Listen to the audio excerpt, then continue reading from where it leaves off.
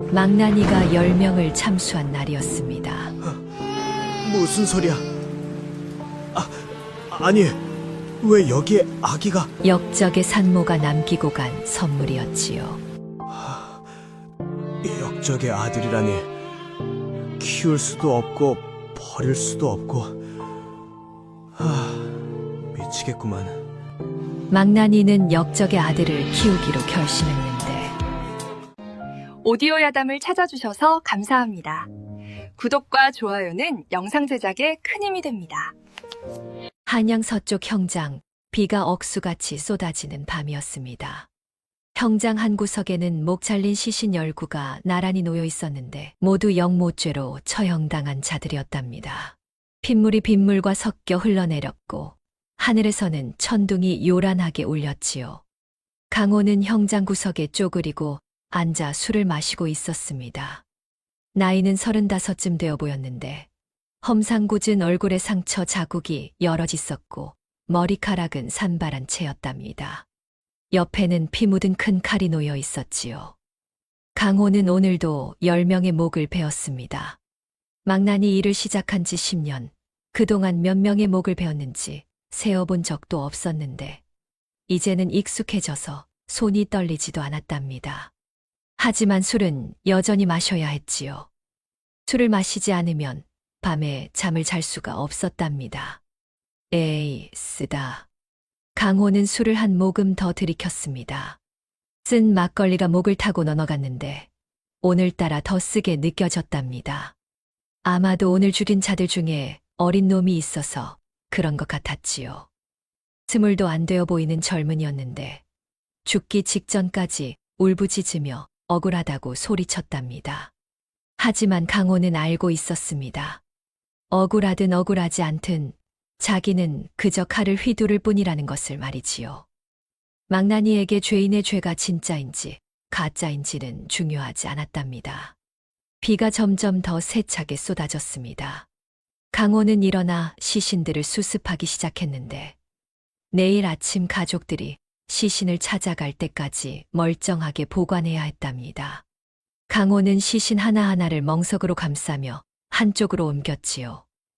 9번째 시신을 옮기려는데 이상한 소리가 들렸습니다. 이앙, 이앙. 강호는 귀를 의심했습니다. 아기 우는 소리였는데 이 한밤중 형장에서 아기 소리가 들릴 리 없었답니다. 강호는 주위를 둘러봤지요. 소리는 마지막 시신 쪽에서 들려오고 있었답니다. 강호가 조심스럽게 다가갔습니다. 마지막 시신은 30대쯤 되어 보이는 여자였는데 양반집 부인처럼 보였답니다. 아마도 역적의 아내였을 것이지요. 여자의 치마가 불룩하게 부풀어 있었는데 그 안에서 아기 울음소리가 들렸답니다. 강호는 황급히 치마를 걷어 올렸습니다. 갓난아기 하나가 천에 쌓인 채 여자의 치마 속에 숨겨져 있었는데 아직 살아 있었답니다. 태어난 지 얼마 안 되어 보였는데 작고 빨간 얼굴로 울고 있었지요. 강호는 얼떨떨했습니다. 여자가 처형당하기 직전 아기를 치마 속에 숨긴 것이 분명했는데 기적적으로 아기는 살아남은 것이었답니다. 강호는 아기를 조심스럽게 들어 올렸지요. 아기는 강호의 품에 안기자 울음을 멈췄습니다. 작은 눈을 뜨고 강호를 쳐다봤는데 맑고 영롱한 눈동자였답니다. 강호는 그 눈을 보는 순간 가슴이 철렁했지요. 이 아이를 어떻게 해야 하나? 강호는 고민했습니다. 이 아기는 역적의 핏줄이었는데 만약 관아에 알리면 당연히 죽을 것이었답니다. 영모죄는 삼족을 멸하는 죄였고 갓난아기라도 예외는 없었지요. 하지만 그냥 내버려두면 굶어 죽거나 얼어 죽을 것이었답니다. 바로 그때였습니다. 거기 누구냐? 멀리서 소리가 들렸습니다. 야간 순찰을 도는 관군이었는데 형장 쪽에서 인기척을 느끼고 다가오고 있었답니다. 강호는 황급히 아기를 품속에 감췄지요. 관군 둘이 횃불을 들고 다가왔습니다. 강호를 보고는 인상을 찌푸렸는데 망난이라는 걸 알아본 것이었답니다. 뭐 하는 거냐? 강호가 술에 취한 척하며 대답했습니다. 시신 수습하고 있소이다. 관군이 주위를 둘러보더니 고개를 끄덕였습니다. 하지만 한 관군이 강호의 품이 불룩한 걸 보고 의심스러운 표정을 지었는데 한 걸음 더 다가왔답니다. 내 품 속에 뭐가 있느냐? 강호는 순간 식은땀이 흘렀습니다.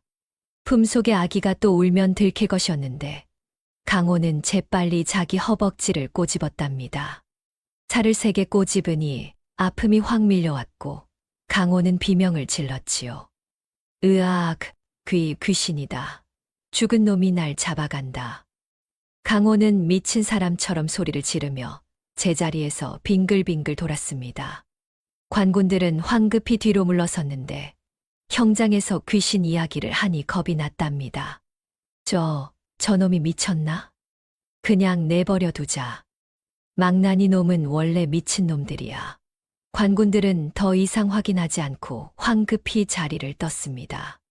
강호는 그들이 완전히 사라질 때까지 미친 척을 계속했는데 관군들이 보이지 않자 그제야 멈췄답니다.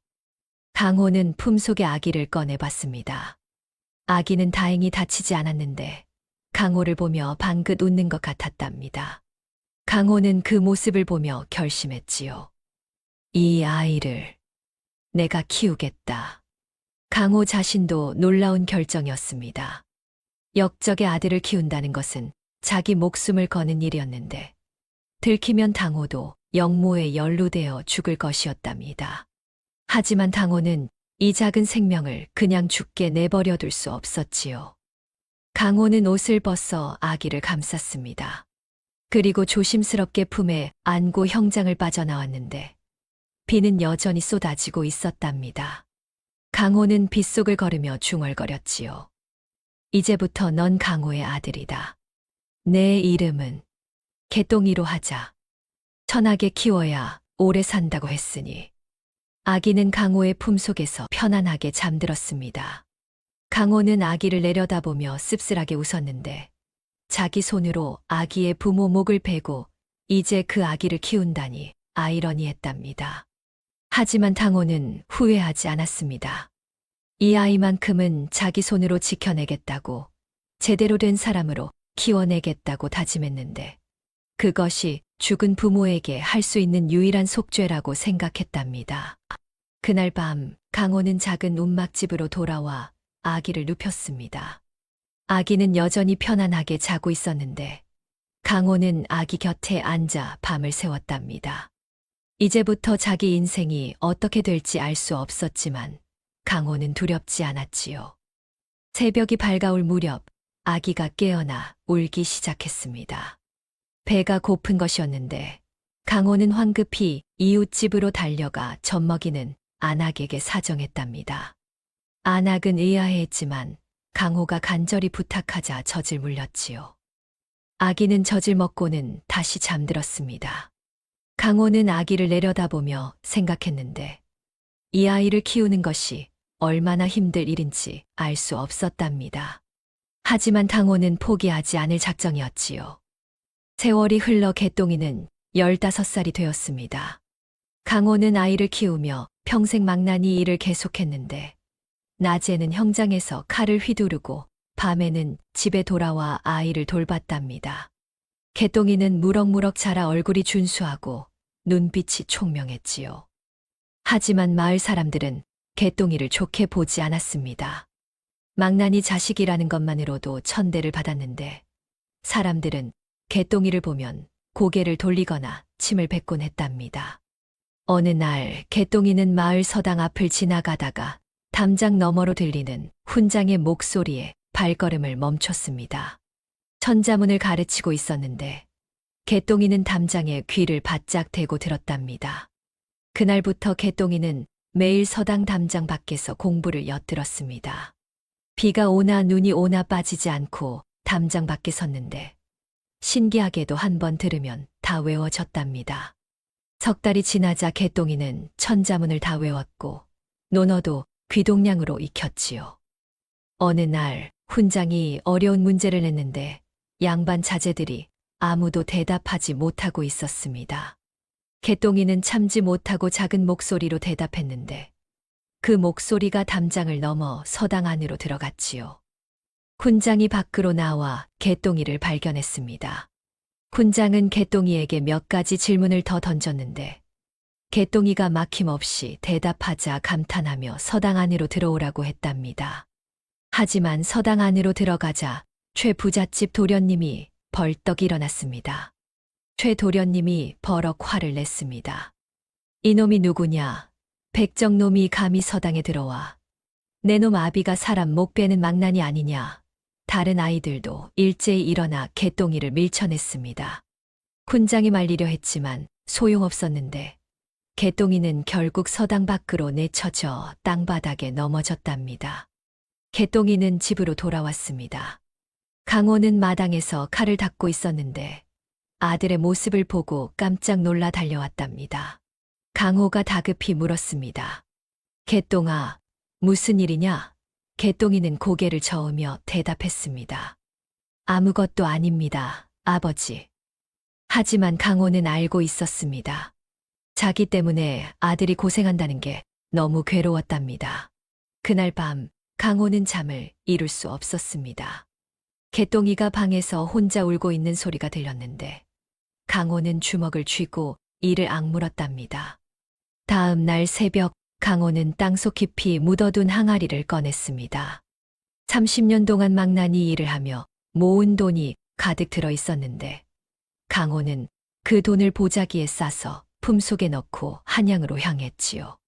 강호는 사흘을 걸어 한양에 도착했습니다. 족보를 파는 곳을 찾아다녔는데 겨우 뒷골목 작은 집에 사는 족보 장수를 찾았답니다. 강호가 품속에서 돈을 꺼내 보이며 말했습니다. 이게 제가 가진 전부입니다. 이 돈으로 살 수 있는 가장 좋은 족보를 주십시오.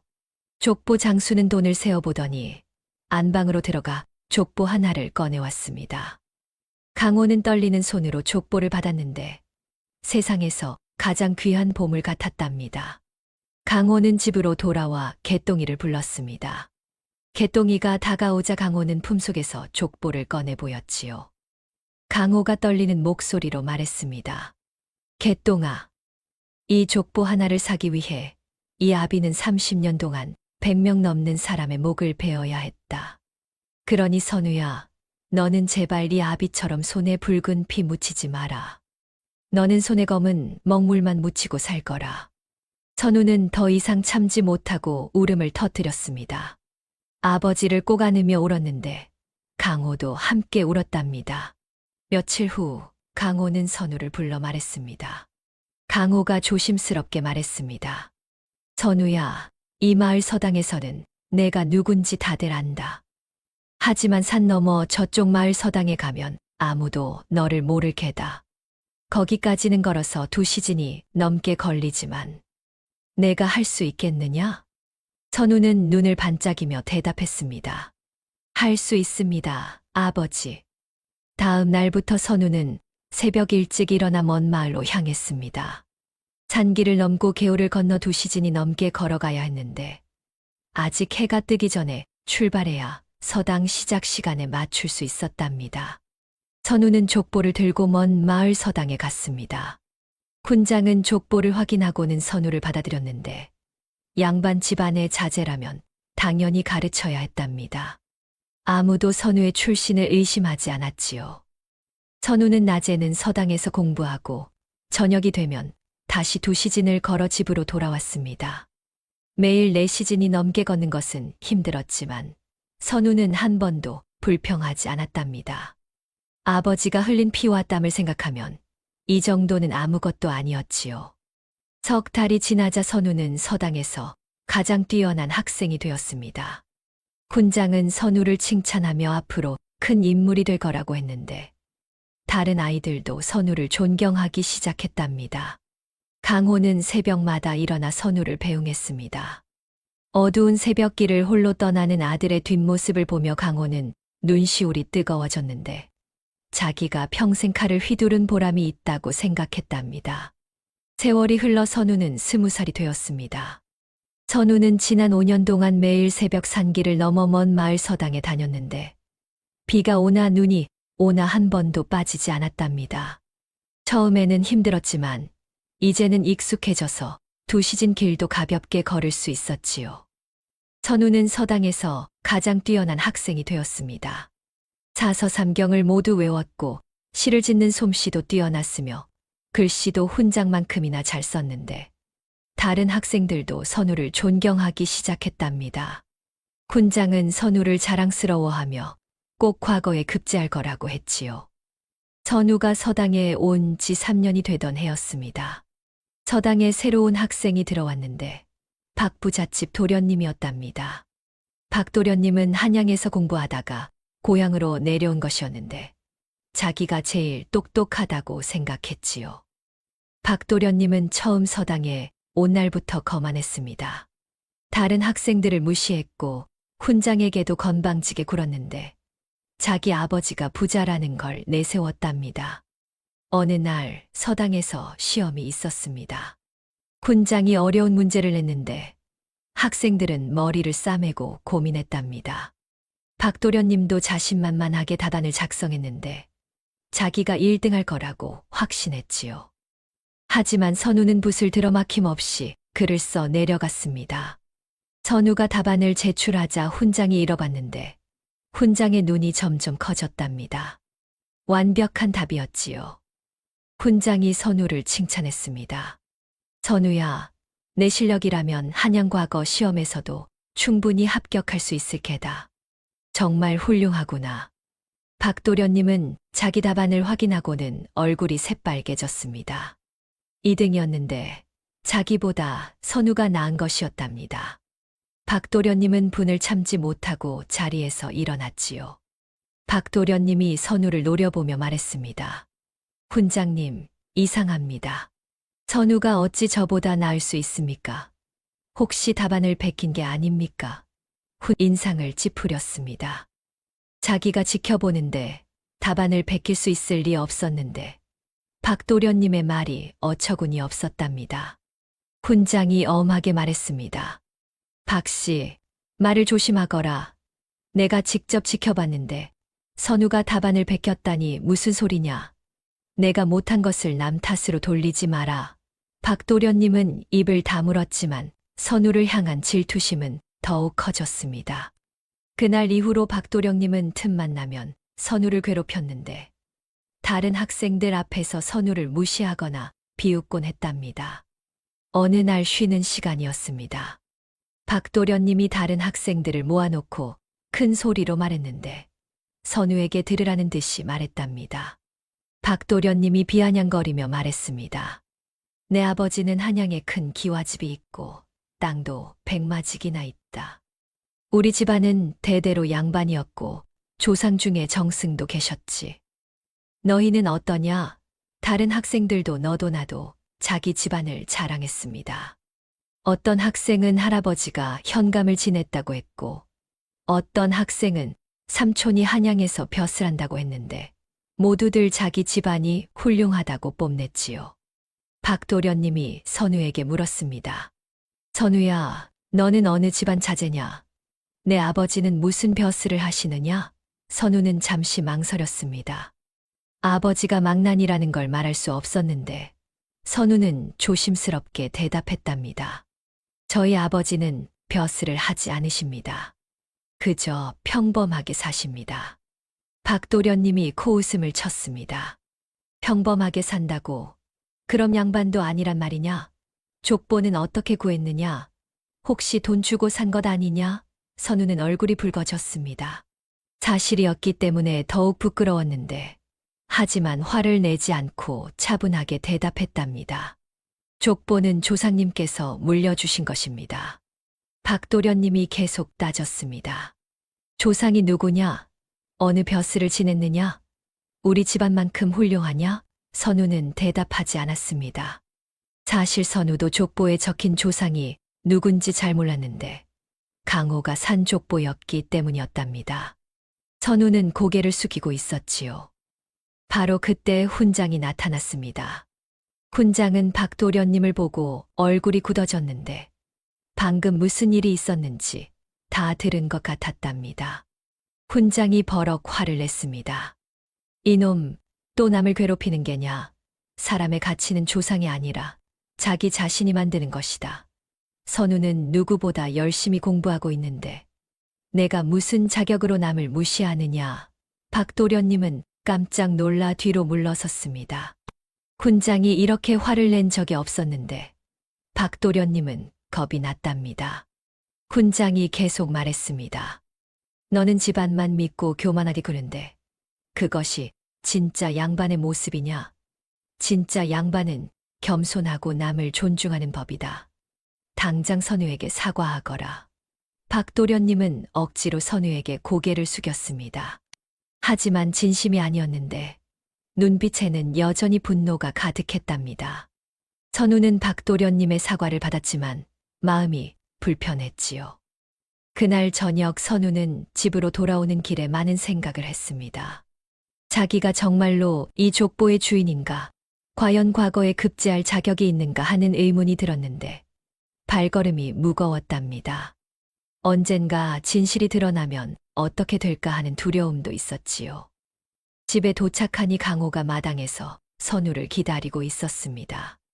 강호는 선우의 표정을 보고 무슨 일이 있었다는 걸 눈치챘는데 선우를 불러 앉혔지요.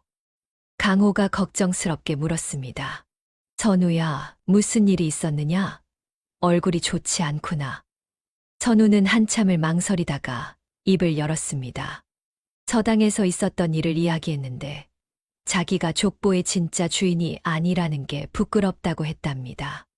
그리고 언젠가 진실이 들킬까봐 두렵다고도 했지요. 강호는 아들의 손을 꼭 잡았습니다. 선우야, 족보는 종이일 뿐이다. 중요한 건 내가 얼마나 열심히 공부했느냐는 거란다. 너는 누구보다 뛰어나고 누구보다 성실하다. 그것이 진짜 양반이 되는 길이란다. 선우는 아버지의 말을 듣고 눈물이 났습니다. 아버지가 자기를 위해 얼마나 많은 희생을 했는지 알고 있었는데 더 이상 흔들리지 않겠다고 다짐했답니다. 다음 날부터 선우는 더욱 열심히 공부했습니다. 새벽에 일어나 집에서 먼저 공부하고 서당에 가서도 공부하고 집에 돌아와서도 밤늦게까지 공부했는데 잠자는 시간도 아까워했답니다. 박도련님의 비웃음 따위는 신경 쓰지 않았지요. 1년이 지났습니다. 선우는 이제 서당에서 배울 게 없을 정도로 실력이 늘었는데 훈장도 더 이상 가르칠 게 없다고 했답니다. 박도련님은 여전히 선우를 따라잡지 못했는데 점점 더 초라해 보였지요. 어느 날 훈장이 선우를 불러 말했습니다. 선우야, 이제 내가 한양으로 가서 과거를 볼 때가 되었다. 내 실력이라면 반드시 급제할 것이다. 나는 내가 자랑스럽구나. 선우는 고개를 끄덕였습니다. 마침내 때가 온 것이었는데 선우는 가슴이 두근거렸답니다. 선우는 집으로 돌아와 강호에게 말했습니다. 한양으로 가서 과거를 보고 싶다고 훈장님께서 허락하셨다고 했는데 강호는 아들을 보며 눈시울이 뜨거워졌지요. 강호가 말했습니다. 선우야, 마침내 그날이 왔구나. 아비는 내가 자랑스럽다. 한양에 가서 내 실력을 마음껏 펼쳐라. 그날 밤 강호는 잠을 이루지 못했습니다. 아들이 한양으로 간다는 게 기쁘기도 하고 두렵기도 했는데 혹시 한양에서 선우의 출신이 들키지 않을까 걱정되었답니다. 하지만 강호는 아들을 믿기로 했지요. 며칠 후 선우는 한양으로 떠날 준비를 했습니다. 강호는 아들에게 줄 노자돈을 준비했는데 그동안 아껴뒀던 돈을 모두 꺼냈답니다. 많은 돈은 아니었지만 선우가 한양에서 지낼 수 있을 만큼은 되었지요. 강호가 선우에게 돈을 건네며 말했습니다. 선우야, 한양 가는 길이 멀고 힘들 게다. 이 돈으로 좋은 숙소에서 묵고 좋은 음식 먹으며 시험 준비 잘하거라.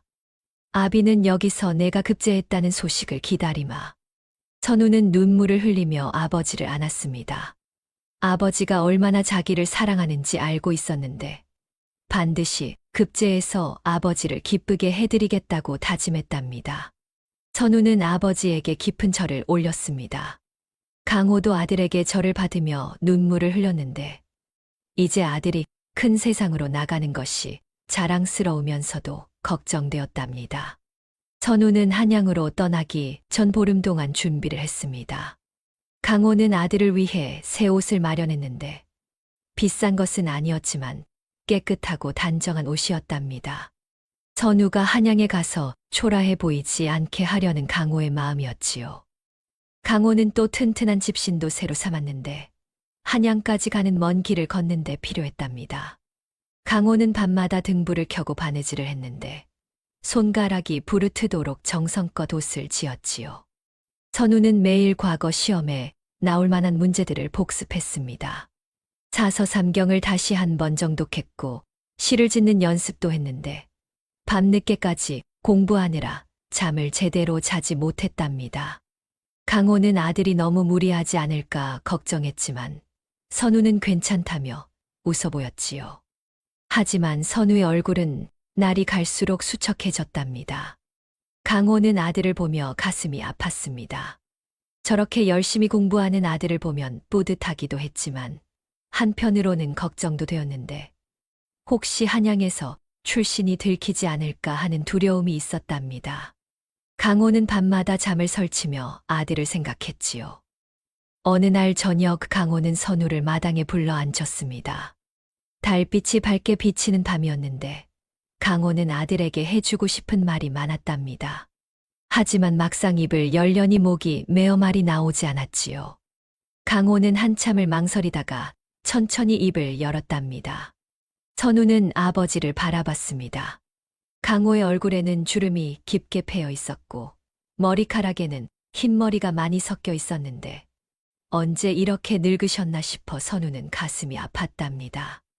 아버지가 자기를 키우느라 얼마나 고생했는지 새삼 깨달았는데 선우는 아버지의 손을 보았지요. 칼을 휘두르느라 굳은 살이 박이고 상처 자국이 가득한 손이었답니다. 강호가 천천히 입을 열었습니다. 선우야, 한양에 가면 조심해야 할 게 많단다. 내 출신을 아는 사람은 없겠지만 혹시라도 의심받을 만한 행동은 하지 마라. 말도 조심하고 행동도 조심해야 한다. 선우는 고개를 끄덕이며 아버지의 말을 새겨들었습니다. 강호는 계속해서 당부했는데 한양에는 똑똑한 사람들이 많으니 교만하지 말고 윗사람을 공경하고 아랫사람을 무시하지 말라고 했답니다. 선우는 하나하나 마음에 새겼지요. 강호가 잠시 망설이다가 다시 말했습니다. 그리고 선우야, 만약에 말이다. 내 출신이 들킬 것 같으면 그냥 돌아오거라. 과거 따위는 중요하지 않다. 내가 무사한 게 제일 중요하단다. 선우는 아버지의 손을 꼭 잡았습니다. 아버지가 얼마나 걱정하는지 알 수 있었는데 선우는 눈물이 날 것 같았답니다. 하지만 참으며 아버지를 안심시키려 했었지요. 선우가 말했습니다. 아버지, 걱정 마십시오. 저는 조심할 것입니다. 그리고 반드시 급제해서 돌아오겠습니다. 아버지께서 흘린 피와 땀을 헛되이 하지 않겠습니다. 강호는 아들을 보며 눈시울이 뜨거워졌습니다. 이 아이가 갓난아기였을 때가 엊그제 같은데 어느새 이렇게 의젓한 청년이 되었다는 게 신기하기도 하고 자랑스럽기도 했답니다. 강호는 아들의 어깨를 토닥이며 말없이 고개를 끄덕였지요. 두 사람은 한참 동안 말없이 앉아 있었습니다. 달빛 아래서 아버지와 아들이 나란히 앉아 있는 모습이 평화로워 보였는데 하지만 두 사람의 마음 속에는 각각 걱정과 다짐이 가득했답니다. 다음 날 선우는 서당에 마지막 인사를 하러 갔습니다.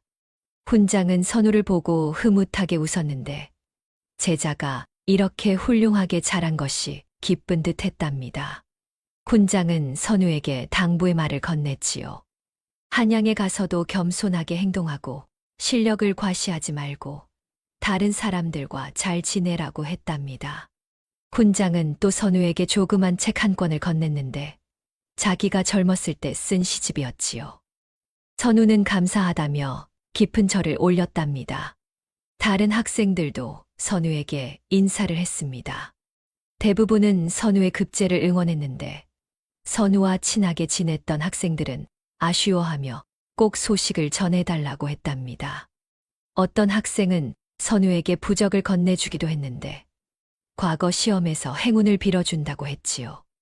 하지만 박도련님만은 멀리서 선우를 노려볼 뿐 인사하지 않았답니다. 선우는 서당을 나서며 뒤돌아봤습니다. 지난 5년 동안 매일 걸어서 다녔던 이 길이, 이 서당이 새삼 정겹게 느껴졌는데 선우는 가슴 한편이 뭉클했답니다. 이곳에서 배운 것들을 한양에서 꼭 보여주겠다고 다짐했지요. 떠나는 날 아침이 밝았습니다. 선우는 새벽같이 일어나 짐을 꾸렸는데 책 몇 권과 옷까지 그리고 아버지가 준 족보를 조심스럽게 보자기에 쌌답니다. 강호는 부엌에서 아들을 위해 주먹밥을 만들고 있었는데 길에서 먹으라고 정성껏 만들었지요. 강호는 또 말린 고기와 엿도 준비했답니다. 해가 떠오를 무렵 선우는 짐을 메고 집을 나섰습니다. 강호는 대문 밖까지 따라 나왔는데 아들의 뒷모습을 보며 말없이 서 있었답니다. 선우는 몇 걸음 가다가 뒤돌아봤지요. 강호와 선우는 한참 동안 서로를 바라봤습니다. 강호는 손을 흔들며 아들을 격려했는데 선우도 손을 흔들며 웃어 보였답니다. 하지만 선우가 돌아서자 강호의 눈에서는 눈물이 흘러내렸지요. 강호는 주먹으로 눈물을 닦으며 아들이 멀어지는 모습을 지켜봤답니다. 강호는 아들이 저 멀리 보이지 않을 때까지 서서 지켜봤습니다. 선우의 모습이 완전히 사라지자 강호는 무릎을 꿇고 하늘을 향해 기도했는데 제발 아들이 무사하게 한양에 도착하고 과거에 급제할 수 있게 해달라고 빌었답니다. 강호는 평생 신을 믿지 않았지만 이날만큼은 간절히 기도했지요. 선우는 사흘 동안 걸어 한양에 도착했습니다. 한양은 선우가 상상했던 것보다 훨씬 컸는데 큰 기와집들이 즐비하고 사람들이 북적거렸답니다. 거리에는 상인들이 물건을 팔고 있었고 양반들이 가마를 타고 지나다녔으며 온갖 구경거리가 가득했지요. 선우는 한양의 크기에 압도되었지만 곧 마음을 다잡았답니다. 선우는 먼저 묵을 곳을 찾았습니다. 아버지가 준 돈으로 작은 여관방을 얻었는데 깨끗하지는 않았지만 잘 수 있을 만큼은 되었답니다. 선우는 짐을 풀고 잠시 쉬었는데 먼 길을 걸어온 탓에 다리가 아팠지요. 하지만 쉴 시간이 없었답니다. 선우는 곧바로 한양을 돌아다니며 과거 시험장을 확인했지요. 다음 날부터 선우는 본격적으로 준비에 들어갔습니다. 시험은 보름 후에 치러질 예정이었는데 선우는 그때까지 열심히 준비하기로 했답니다. 낮에는 도서관에 가서 책을 읽었고 밤에는 여관방에서 복습했지요. 선우는 밥 먹는 시간도 아껴가며 공부했답니다. 한양에는 과거 시험을 보러 온 선비들이 많았습니다. 선우는 그들과 어울리며 정보를 얻으려 했는데 대부분은 친절했지만 어떤 이들은 선우를 무시하기도 했답니다. 선우의 옷차림이 초라해서였지요. 한양 출신 선비들은 비단 옷을 입고 다녔는데 선우는 무명옷을 입고 있었답니다. 하지만 선우는 개의치 않았습니다. 어느 날 저녁 선우는 여관방에 앉아 아버지 생각을 했습니다. 지금쯤 아버지는 무얼 하고 계실까, 아버지는 잘 지내시는지 궁금했는데 선우는 편지를 쓰기로 했답니다. 아버지께 한양에 잘 도착했고 열심히 공부하고 있으니 걱정 마시라고 썼지요. 선우는 또 한양이 얼마나 큰지, 사람들이 얼마나 많은지도 자세히 적었답니다. 하지만 선우는 편지를 붙이지 못했습니다. 편지를 붙일 돈이 아까웠기 때문이었는데 선우는 아버지가 준 돈을 아껴 쓰려고 했답니다. 선우는 하루에 한 끼만 먹으며 돈을 아꼈지요. 선우는 편지를 접어 품속에 넣었답니다. 시험 날이 다가왔습니다. 선우는 긴장되었지만 자신감도 있었는데 그동안 열심히 준비했기 때문이었답니다. 선우는 시험 전날 밤잠을 설쳤는데 내일이면 자기 운명이 결정된다는 생각에 가슴이 두근거렸지요. 선우는 어둠 속에서 아버지를 떠올렸습니다. 아버지가 30년 동안 칼을 휘두르며 모은 돈으로 산 족보. 그 족보 덕분에 자기가 이 자리까지 올 수 있었다는 것을 잊지 않았답니다. 선우는 품속에서 족보를 꺼내 만져봤는데 종이가 낡고 누렇게 변해 있었지요. 선우는 반드시 급제해서 아버지를 기쁘게 해드리겠다고 다짐했답니다. 과거 시험날이 밝았습니다. 선우는 새벽같이 일어나 씻고 옷을 갈아입었습니다. 아버지가 지어준 새 옷을 입으니 마음이 차분해졌는데 선우는 거울을 보며 옷매무새를 가다듬었답니다. 손이 떨렸지만 선우는 심호흡을 하며 마음을 가라앉혔지요. 시험장으로 가는 길에는 수많은 선비들이 모여 있었습니다. 모두들 긴장한 표정이었는데 어떤 이는 책을 펼쳐 마지막까지 읽고 있었고 어떤 이는 혼자 중얼거리며 외우고 있었답니다. 선우는 그 사이를 지나 시험장 입구로 향했지요. 시험장 문 앞에서 관리들이 선비들을 확인하고 있었습니다. 족보와 신분을 확인한 후에야 안으로 들어갈 수 있었는데 선우는 줄을 서서 차례를 기다렸답니다. 선우의 차례가 되자 나이 든 관리 하나가 선우를 보았지요. 선우는 족보를 꺼내 관리에게 보였습니다. 관리는 족보를 펼쳐 확인했는데 한참을 들여다보다가 고개를 끄덕이며 통과시켰답니다. 선우는 안도하며 시험장 안으로 들어갔지요. 시험장은 넓은 마당이었습니다. 선비들이 일렬로 앉을 자리가 마련되어 있었는데 선우는 자기 자리를 찾아 앉았답니다. 주위를 둘러보니 화려한 옷을 입은 선비들이 많았는데 모두 한양의 명문가 자제들처럼 보였지요. 시험이 시작되었습니다. 문제지가 나눠졌는데 선우는 문제를 읽어봤답니다. 사서삼경에 대한 문제와 시를 짓는 문제였는데 선우가 그동안 준비한 것들이었지요. 선우는 붓을 들어 답안을 쓰기 시작했답니다. 선우는 막힘없이 답안을 써 내려갔습니다. 지난 5년 동안 배운 것들이 머릿속에서 술술 나왔는데 손이 저절로 움직이는 것 같았답니다. 선우는 시도 막힘없이 지었는데 아버지에 대한 감사의 마음을 담아 지었지요. 다른 선비들이 고민하며 붓을 멈추는 동안 선우는 쉬지 않고 써 내려갔답니다. 시험이 끝나고 선우는 시험장을 나왔습니다. 다른 선비들은 서로 문제에 대해 이야기하며 걱정하고 있었는데 선우는 잘 봤다는 확신이 들었답니다. 선우는 여관으로 돌아가 쉬었지요. 며칠 후 합격자 발표가 있었습니다. 선우는 다른 선비들과 함께 발표장으로 갔는데 수많은 사람들이 모여 있었답니다. 방이 나붙자 사람들이 몰려들어 확인했지요. 선우는 천천히 다가가 방을 확인했습니다. 합격자 명단을 위에서부터 읽어 내려갔는데 맨 위에 큰 글씨로 장원급제자 이름이 적혀 있었답니다. 선우의 이름이었지요. 선우는 믿을 수 없어 다시 한번 확인했는데 분명히 자기 이름이었답니다. 주위 사람들이 웅성거렸습니다. 장원급제를 한 선비가 누구냐고 물어봤는데 선우가 자기라고 하자 사람들이 박수를 쳤답니다. 어떤 이는 선우에게 다가와 축하한다며 악수를 청했고 어떤 이는 선우의 집안이 어디냐고 물었지요.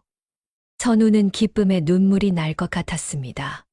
아버지가 흘린 피와 땀이 헛되지 않았다는 생각에 가슴이 벅찼는데 선우는 얼른 고향으로 돌아가 아버지께 이 기쁜 소식을 전하고 싶었답니다. 하지만 바로 그때였습니다. 시험장 입구에서 족보를 확인했던 나이 든 관리가 선우를 보고 다가왔는데 얼굴에 심각한 표정을 짓고 있었답니다. 관리가 선우를 불렀습니다.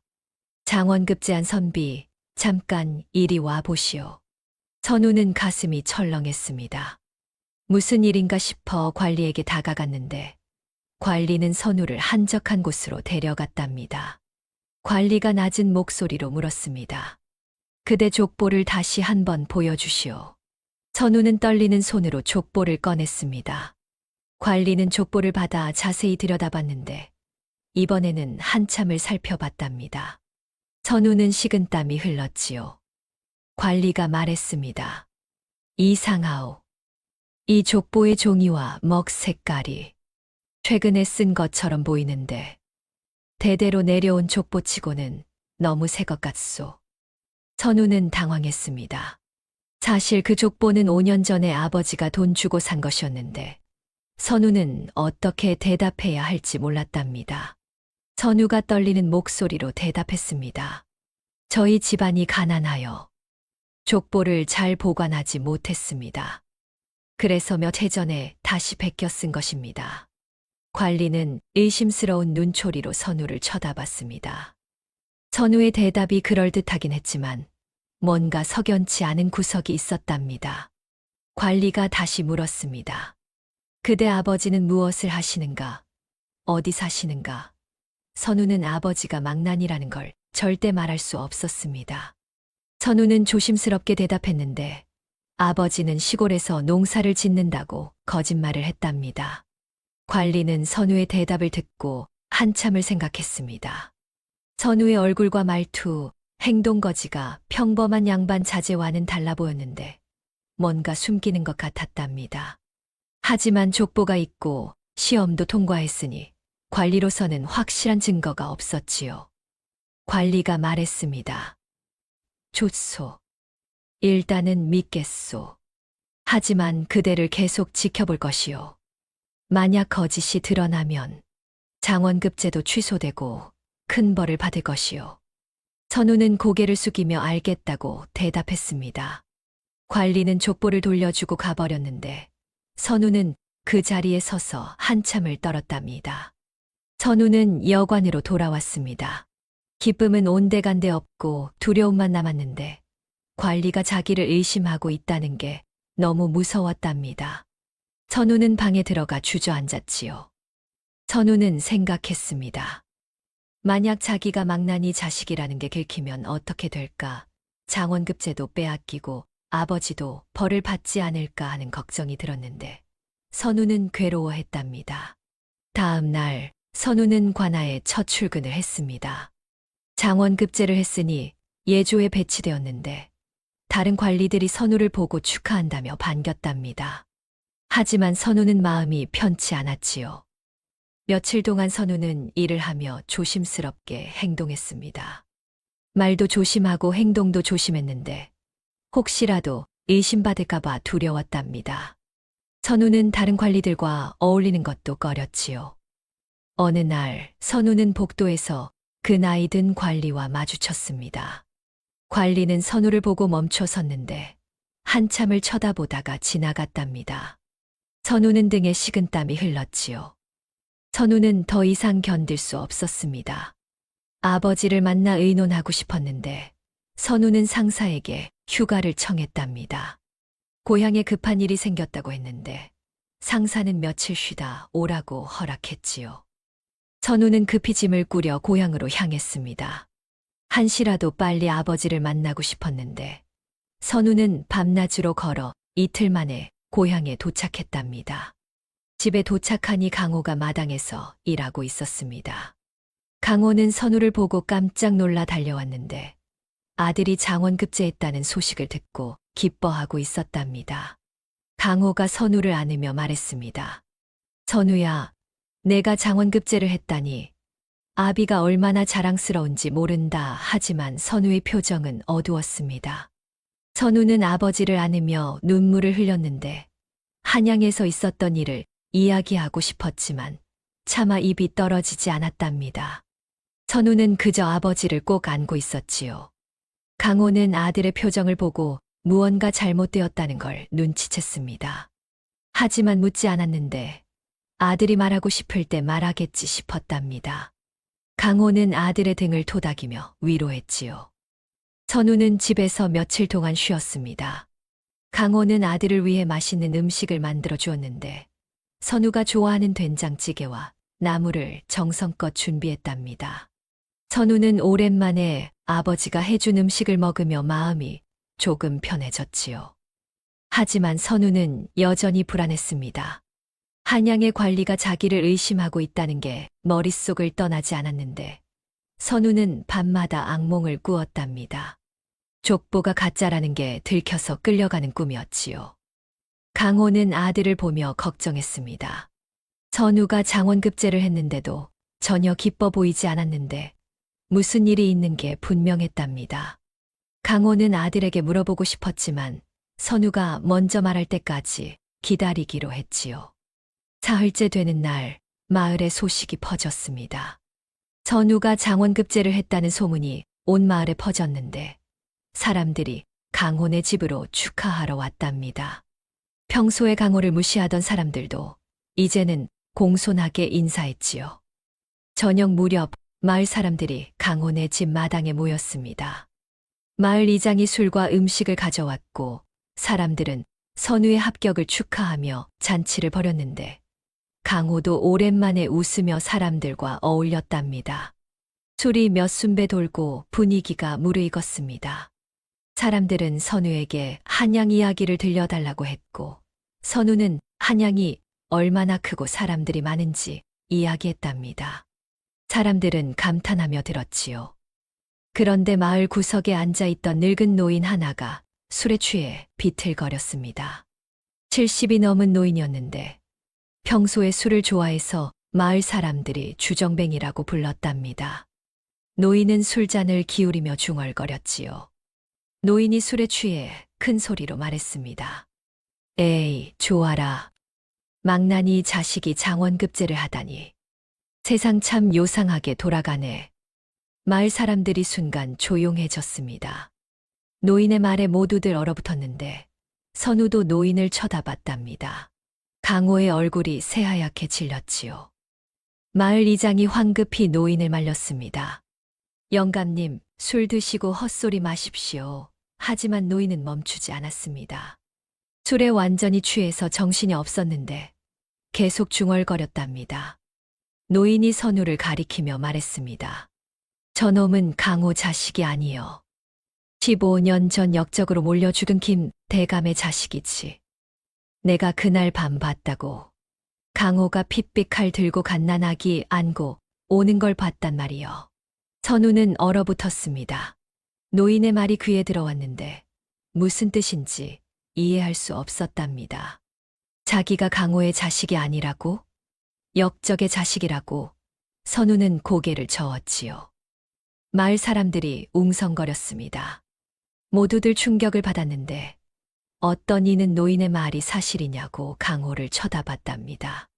강호는 아무 말도 하지 못하고 그 자리에 서 있었지요. 선우가 떨리는 목소리로 물었습니다. 아버지, 저게 무슨 소리입니까? 제가 아버지 자식이 아니라니. 거짓말이지요? 강호는 대답하지 못했습니다. 입술이 떨렸지만 말이 나오지 않았는데 강호는 고개를 떨구었답니다. 그 모습을 본 선우는 가슴이 무너지는 것 같았지요. 노인이 계속 말했습니다. 그뿐인가? 그 아이 부모 목을 친 게 누군가? 바로 강호 내 이놈이지. 내가 칼 들고 김대감 부부 목을 쳤잖아. 그리고 그 아기를 몰래 빼돌려 키웠고. 선우는 비틀거렸습니다. 아버지가 자기 친부모를 죽였다는 말이었는데 도저히 믿을 수 없었답니다. 선우는 아버지를 쳐다봤지요. 아버지, 말씀해 주십시오. 거짓말이라고 해 주십시오. 강호는 천천히 고개를 들었습니다. 눈에는 눈물이 가득 고여 있었는데 강호는 떨리는 목소리로 말했답니다. 선우야, 미안하다. 사실이다. 너는 내 친자식이 아니다. 15년 전 내가 내 친부모를 죽였고 그날 밤 너를 발견해서 차마 버릴 수 없어 키웠단다. 선우는 그 자리에 주저앉았습니다. 온몸에 힘이 빠졌는데 머릿속이 하얗게 변했답니다. 지금까지 믿었던 모든 것이 무너지는 것 같았지요. 마을 사람들은 서로 얼굴만 쳐다보며 어쩔 줄 몰라 했습니다. 이장이 사람들을 데리고 조용히 자리를 떠났는데 마당에는 강호와 선우만 남았답니다. 선우는 한참 동안 말없이 앉아 있었습니다. 눈물도 나오지 않았는데 그저 멍하니 앞을 바라보고 있었답니다. 강호는 아들 옆에 무릎을 꿇고 앉았지요. 강호가 떨리는 목소리로 말했습니다. 선우야, 아비가 잘못했다. 진작 말했어야 했는데 너무 겁이 났단다. 내가 떠날까봐. 선우는 아버지를 쳐다봤습니다. 아버지라고 불러왔던 이 사람이 자기 친부모를 죽인 사람이라는 게 믿기지 않았는데, 하지만 아버지의 얼굴에서 거짓을 찾을 수 없었답니다.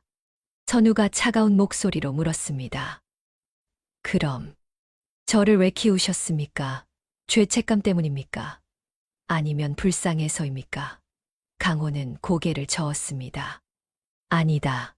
처음에는 그저 버릴 수 없어서였다. 하지만 너를 키우면서 진짜 내 자식처럼 사랑하게 되었단다. 선우야, 너는 아비에게 세상에서 가장 소중한 사람이다. 선우는 웃었습니다. 슬픈 웃음이었는데 눈물이 주르륵 흘러내렸답니다. 선우는 일어나 집 안으로 들어갔지요. 강호는 마당에 혼자 앉아 울었습니다.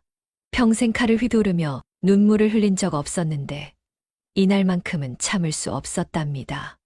강호는 땅을 치며 오열했지요. 밤이 깊어갔습니다. 선우는 방 안에서 짐을 꾸리고 있었는데 옷가지와 책을 보자기에 쌌답니다. 더 이상 이 집에 있을 수 없었지요. 강호는 밖에서 선우의 움직임을 느꼈습니다. 선우가 떠나려는 것을 알았는데 강호는 급히 자기 방으로 들어가 보찜을 쌌답니다. 선우보다 먼저 떠나기로 한 것이었지요. 강호는 생각했습니다. 자기가 있으면 선우의 앞길에 방해가 될 것이라고. 선우가 장원급제를 했는데 망나니 아비 때문에 고생할 수 없다고 생각했답니다. 강호는 어디론가 멀리 떠나 다시는 선우 앞에 나타나지 않기로 결심했지요. 강호가 보찜을 메고 집을 나서려는데 선우가 방에서 나왔습니다. 두 사람은 마당에서 마주쳤는데 서로 보찜을 메고 있었답니다. 선우는 아버지의 보찜을 보고 깨달았습니다. 아버지가 먼저 떠나려 한다는 것을 말이지요. 선우는 달려가 아버지의 보찜을 빼앗았답니다. 선우가 소리쳤습니다. 어디 가십니까? 저를 버리고 어디 가시려는 겁니까? 강 대답했습니다. 선우야, 아비는 너에게 짐이 될 뿐이다. 내가 있으면 내가 고생한다. 그러니 아비는 떠나야 한다. 선우는 보찜을 바닥에 내동댕이 쳤습니다. 물건들이 사방으로 흩어졌는데 선우는 아버지를 꼭 안았답니다. 선우가 울부짖었습니다. 낳아준 부모는 하늘이 정했으나 저를 사람으로 만든 건 아버지의 굳은 살입니다. 어딜 가십니까? 아버지. 장호도 아들을 안으며 울었습니다. 두 사람은 한참 동안 서로를 안고 울었는데 달빛만이 두 사람을 비추고 있었답니다. 선우는 아버지를 놓아주지 않았습니다. 아버지가 없었다면 자기는 그날 밤 죽었을 거라고. 아버지가 자기를 키워줘서 오늘이 있다고 말했는데 강호는 계속 울었답니다. 그날 밤 두 사람은 마당에 나란히 앉아 밤을 새웠습니다. 말은 많지 않았지만 서로의 마음을 느낄 수 있었는데 두 사람 사이의 인연은 피보다 진했답니다. 선우와 강호는 서로에게 조심스러웠습니다. 진실을 알고 난 후 두 사람 사이에는 어색함이 있었는데 무슨 말을 해야 할지 몰랐답니다. 하지만 선우는 여전히 강호를 아버지라고 불렀고 강호는 여전히 아들을 돌봤지요. 선우는 며칠 동안 많은 생각을 했습니다. 자기 친부모가 누구였는지, 왜 역적으로 몰렸는지 궁금했지만 더 이상 중요하지 않았답니다. 선우에게 진짜 아버지는 자기를 키워준 강호였기 때문이지요. 선우는 밤마다 강호의 방에서 새어나오는 한숨 소리를 들으며 가슴이 아팠답니다. 어느 날 아침 선우는 강호에게 말했습니다. 한양으로 돌아가야 한다고 관아에서 기다리고 있을 것이라고 했는데 강호는 고개를 끄덕이며 아들의 옷가지를 챙겨주었답니다. 강호의 손은 떨리고 있었지요. 선우가 말했습니다. 아버지, 함께 가시지요. 한양에서 저와 함께 사시면 됩니다. 강호는 깜짝 놀라 손을 내저었습니다. 자기 같은 사람이 어떻게 한양까지 가서 아들에게 짐이 되느냐고. 자기는 여기 남아있겠다고 했는데 선우는 고개를 저었답니다. 아버지가 없으면 저도 없습니다. 아버지는 제 전부입니다. 제발 함께 가시지요. 강호는 아들의 간절한 눈빛을 보고 더 이상 거절할 수 없었습니다. 강호는 천천히 고개를 끄덕였는데 눈가가 붉어졌답니다. 선우가 떠나는 날 아침이 밝았습니다. 두 사람은 함께 길을 떠났는데 선우는 앞장서서 걸었고 강호는 뒤따라 걸었답니다. 강호는 나이가 들어 다리를 조금 절었는데 오랫동안 무거운 칼을 휘두르느라 허리와 다리가 좋지 않았지요. 첫날은 무사히 지나갔습니다. 밤에 주막에서 묵을 때 선우는 강호의 다리를 주물러 드렸는데 강호는 아들이 자기를 이렇게 돌봐주는 게 고맙기도 하고 미안하기도 했답니다.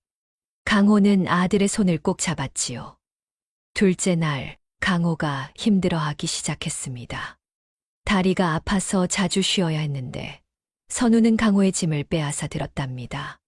강호는 미안해하며 천천히 걸었지만 선우는 아버지가 쉬고 싶을 때마다 기다려 주었지요.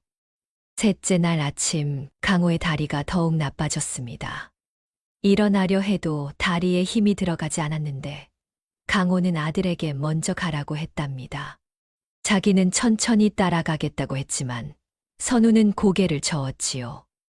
선우는 강호 앞에 무릎을 꿇고 등을 내밀었습니다. 강호는 깜짝 놀라 손을 내저었는데 어찌 아비가 자식 등에 업힐 수 있느냐고 했답니다. 하지만 선우는 움직이지 않았지요. 선우가 말했습니다. 아버지, 제가 갓난아기였을 때 아버지께서 저를 품에 안고 키우셨습니다. 핏빛칼을 들고 형장에서 돌아오시면서도 저를 안고 오셨고 눈보라치는 밤에도 저를 품에 안고 지키셨습니다. 이제는 제가 아버지를 업을 차례입니다. 강호는 더 이상 거절할 수 없었습니다. 눈물이 주르륵 흘러내렸는데 강호는 떨리는 손으로 아들의 어깨를 잡고 조심스럽게 등에 업혔답니다. 선우는 아버지를 업고 천천히 일어났습니다. 무거웠지만 선우의 발걸음은 단단했는데 아버지가 평생 자기를 위해 짊어진 무게에 비하면 아무것도 아니었답니다. 강호는 아들의 등에 엎혀 목이 메었습니다. 이 아이가 얼마나 자랐는지, 얼마나 의젓해졌는지 새삼 느껴졌는데 강호는 아들의 어깨가 넓고 든든하다는 걸 깨달았답니다. 강호는 조용히 울었지요. 선우는 아버지를 업고 한 걸음 한 걸음 걸었습니다. 땀이 이마를 타고 흘렀지만 선우는 멈추지 않았는데 오히려 아버지의 무게가 따뜻하게 느껴졌답니다. 선우는 아버지가 얼마나 오랫동안 자기를 지켜왔는지 온몸으로 느꼈지요. 한참을 걷던 강호가 떨리는 목소리로 말했습니다. 선우야, 아비는 내가 정말 자랑스럽다. 아비 같은 죄 많은 사람을 버리지 않고 이렇게까지 해주는구나. 선우가 대답했습니다. 아버지, 죄라니요. 아버지께서 저를 구하지 않으셨다면 저는 그날 밤 죽었을 것입니다. 아버지께서 30년 동안 칼을 휘두르며 모은 돈으로 족보를 사주시지 않았다면 저는 평생 천민으로 살았을 것입니다. 이 모든 것이 아버지 덕분입니다. 강호는 아들의 등에서 소리 없이 울었습니다. 평생 사람의 목을 베며 죄책감에 시달렸는데 이 아이 하나 때문에 살아올 수 있었답니다. 강호는 아들의 어깨를 더욱 꼭 잡았지요. 저 멀리 한양의 성곽이 보였습니다. 해가 뉘엿뉘엿 저물고 있었는데 붉은 노을이 하늘을 물들이고 있었답니다. 선우는 아버지를 업은 채 한양을 향해 걸었고 그 모습은 마치 한 폭의 그림 같았지요. 한양에 도착하자 선우는 아버지를 조심스럽게 내려드렸습니다. 강호의 다리는 많이 나아져 있었는데 두 사람은 나란히 서서 한양을 바라봤답니다. 성문 안으로 사람들이 오가고 있었고 저녁 연기가 피어오르고 있었지요. 선우는 아버지를 모시고 한양으로 들어갔습니다. 선우가 사는 집으로 가서 아버지를 위한 방을 마련했는데 강호는 한양에서 아들과 함께 살기로 했답니다. 강호는 이제 망나니 일을 그만두고 조용히 여생을 보낼 수 있게 되었지요. 며칠 후 선우는 관아에 복귀했습니다. 상사들이 선우를 반겼는데 선우는 열심히 일하며 인정받았답니다. 그 나이 든 관리도 더 이상 선우를 의심하지 않았고 오히려 장원급제한 젊은이를 칭찬했지요. 어느 날 저녁 선우는 일을 마치고 집으로 돌아왔습니다. 마당에서 강호가 나무를 다듬고 있었는데 선우를 보고 반갑게 웃었답니다. 강호는 이제 평화로운 얼굴이었지요. 평생 칼을 휘두르며 살았던 손에서 이제는 망치와 톱을 들고 있었답니다. 선우는 아버지 옆에 앉았습니다. 두 사람은 말없이 저녁 노을을 바라봤는데 편안한 침묵이었답니다. 강호는 아들의 어깨에 손을 얹었고 선우는 아버지의 손을 꼭 잡았지요. 세월이 흘렀습니다. 선우는 관아에서 승진을 거듭했고 강호는 집에서 조용히 지냈답니다. 두 사람은 저녁마다 함께 밥을 먹으며 하루를 이야기했는데 행복한 시간이었지요. 마을 사람들은 두 사람의 이야기를 들으며 감동했답니다. 망나니가 역적의 아들을 키워 장원급제시켰다는 이야기는 오래도록 전해졌습니다. 시대가 변하고 방법은 달라졌지만 부모의 마음은 예나 지금이나 똑같은 것 같습니다. 강호는 자식의 앞길을 위해 손에 피를 묻혔지만 지금 우리네 부모님들은 자식을 위해 손에 땀을 묻히며 살아가시지요. 내 자식만큼은 나보다 더 나은 세상에서 살게 하고 싶다는 그 간절한 마음 하나로 평생을 바친 세상 모든 아버지, 어머니들에게 이 이야기를 바칩니다. 오늘의 사자성어, 뼈에 사무치는 은혜, 백골란망 이야기였습니다.